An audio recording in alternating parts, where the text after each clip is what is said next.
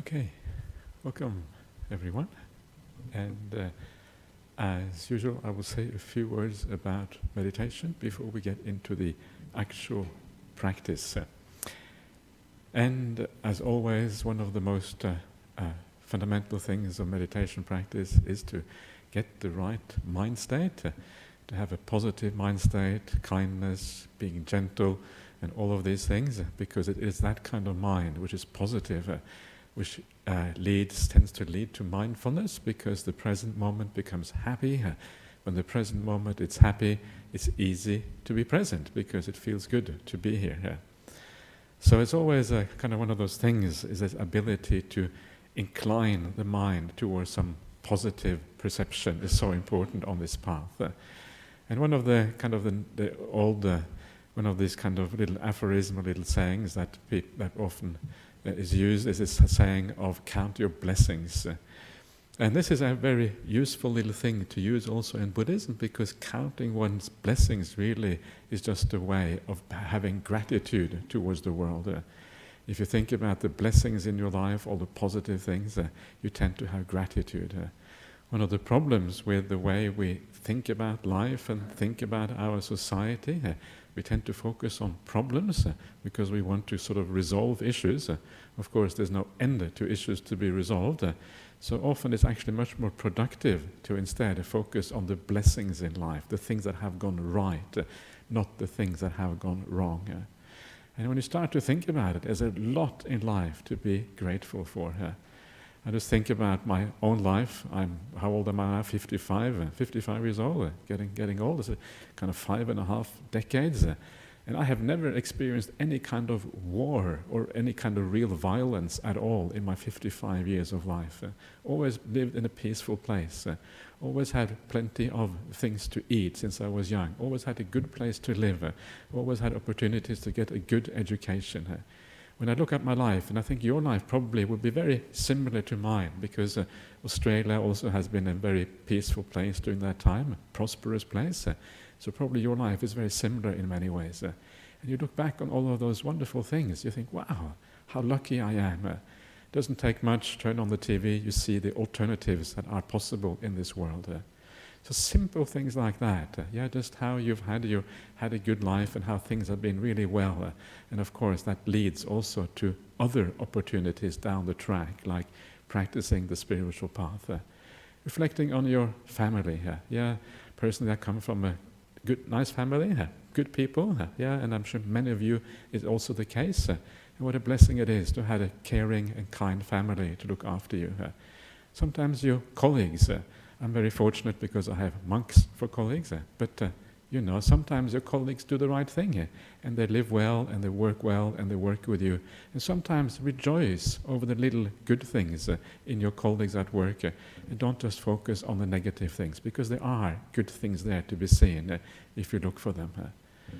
So there are many good things in our life if we focus on that. But in particular, what is so powerful of being a Buddhist or on a spiritual path is that you have an entirely different thing to be grateful for in this world, and that is the very fact of having gratitude for that spiritual path. Because you look at the world and sometimes you realize that the world is not really a place you can take a refuge in. The world is just too uncertain. You never know what's going to happen around the corner. And what a wonderful thing it is to be able to have a spiritual path, an inner development, an inner happiness and peace that you can develop to kind of separate you from that uncertain world outside. It is such a marvelous thing to have that kind of refuge, and sometimes we underestimate the power of that refuge. That refuge comes, of course, from the Buddha.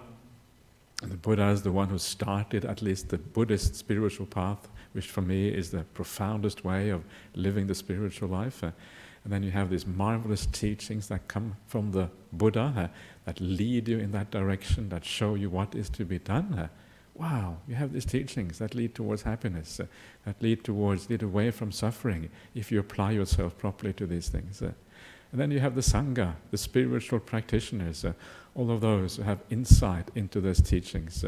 For me, these people who have insight into these teachings, they are kind of summarized in someone like Ajahn Brahmali, for example, or some of the other great spiritual masters that you can find around the world. And I've always found what an incredible blessing it is for me to have a teacher like Ajahn Brahmali. Found someone like Ajahn Brahmali almost by accident. I was mentioning yesterday how I read, for the first time I encountered Ajahn Brahmali, I knew straight away, he's my teacher. Sometimes something powerful. I was living in the UK at the time, and I realized this is my teacher. I came to Australia, and I've been here ever since, over 25 years now.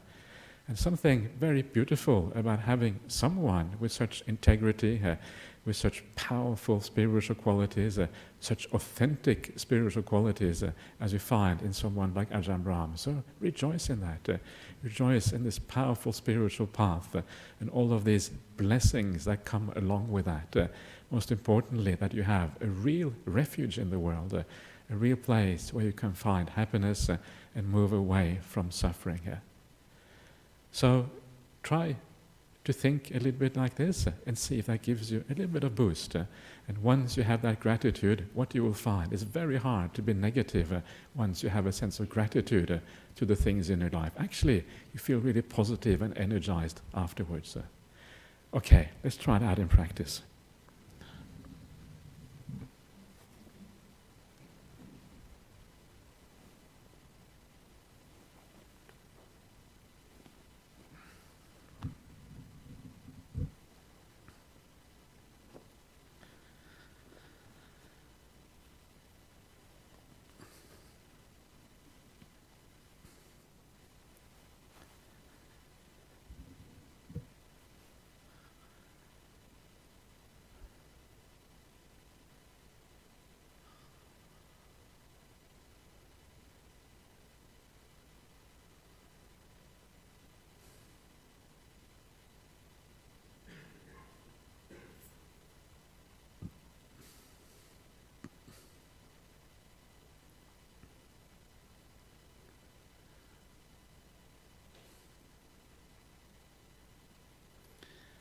Okay, so just some brief reminders of what to do initially, and as always, just start off by closing your eyes and bring up this idea of being very patient, just allowing things to be, allow things to settle down, allow the world to move into the background and the spiritual qualities and the peace and beauty of this place to come to the forefront instead. The most important thing is just to allow yourself to relax, have a sense of kindness towards yourself, and then just wait in the present moment.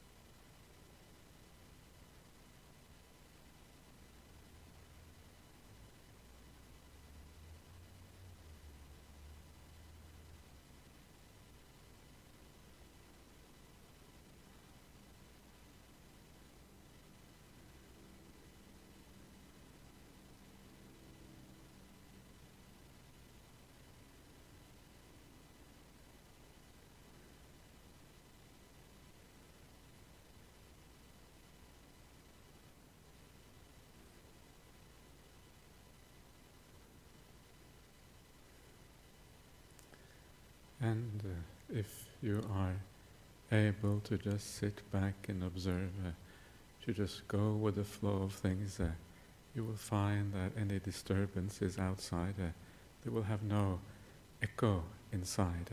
They will be there for a while, and as soon as they're gone, you are back to peace again. And sometimes all you have to do is just to nudge your mind a little bit to bring it closer to peace and a positive attitude. A tiny nudge. It's not really about thinking. It's like bringing up a perception of the mind.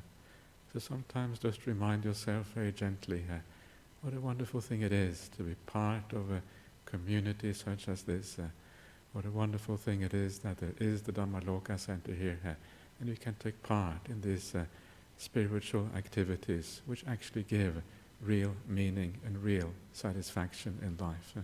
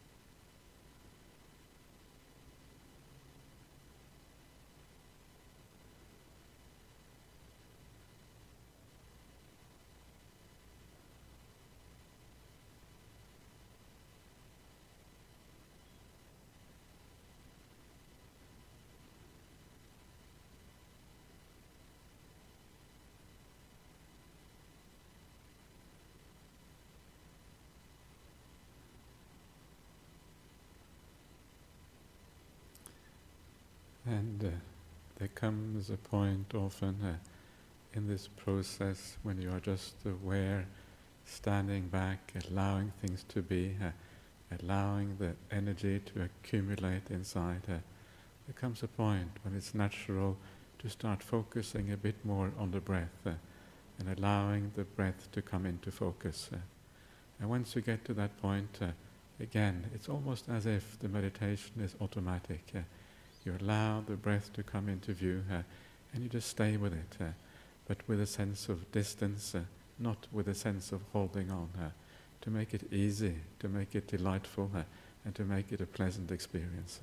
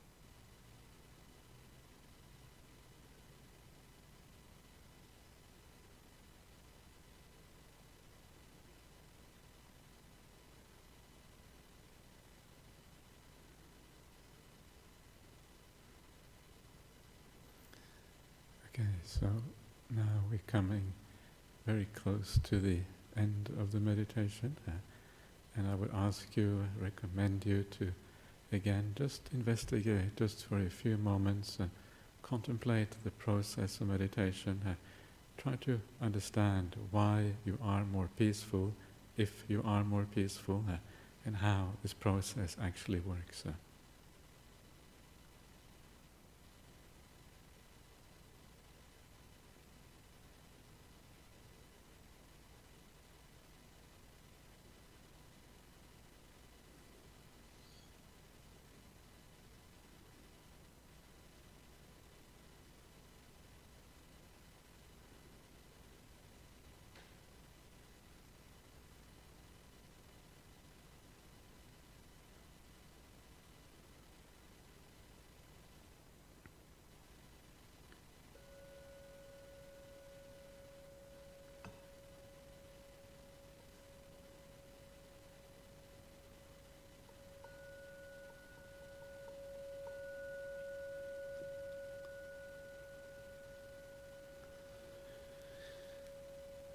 Okay, so that's the meditation for today. So if anyone has any questions or comments, this is the time to ask.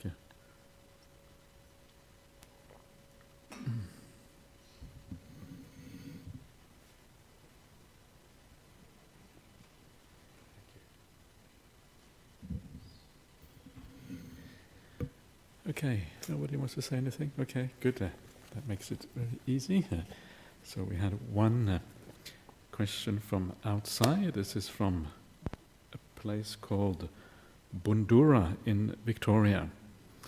And the question is as follows. Long ago, I was paying attention to my breath with open eyes and a normal sitting position until my eyes looking at my computer clock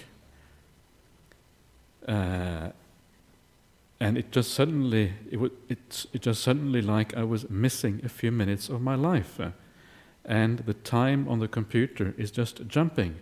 I have no recollection whatsoever of the missing time, not even knowing my body position, not knowing any thoughts, not feeling anything here. Or do I get brain damage, or just my brain playing tricks on me? And how do we handle fear in getting something extra for meditation?